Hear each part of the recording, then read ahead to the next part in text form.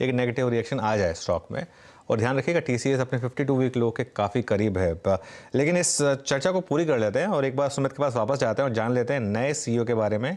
कौन है ये श्री कृतिवासन और क्या है इनका प्रोफाइल? सुमित।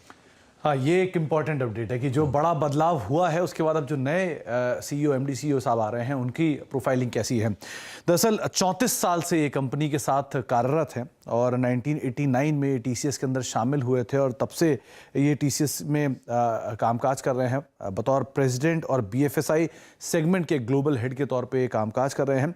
और BFSI जो कि एक सबसे बड़ा कंपनी का कंट्रीब्यूटर है, प्रॉफिट कंट्रीब्यूटर है, रेवेन्यू कंट्रीब्यूटर है, उसको ये सक्सेसफुली लीड भी करते हुए दिखाई पड़ रहे हैं।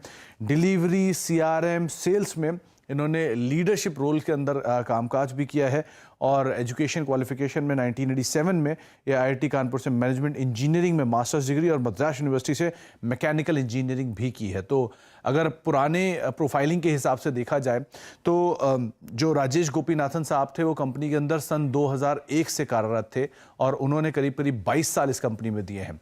और जो अब श्री कृतिवासन साहब हैं ये करीब करीब पिछले करीब 23 सालों से कंपनी के 34 सालों से कंपनी के अंदर कार्यरत है। तो एक बड़ा एक्सपीरियंस लेकर आ रहे हैं, कंपनी को इन एंड आउट जानते हैं, तो शायद कोई बहुत बड़ा चैलेंज ना हो। बट एक ही चीज़ है कि एक लंबा अंतराल दे चुके हैं ऑलरेडी, उसके बाद इस तरह का एस्केलेशन। तो अब देखते हैं कि कैसे मार्केट इसको लेता है। ओके, चलिए, आई थिंक TCS के प्रेस कॉन्फ्रेंस स्टार्ट हो गई है तो उस पर चलते हैं आप फिर।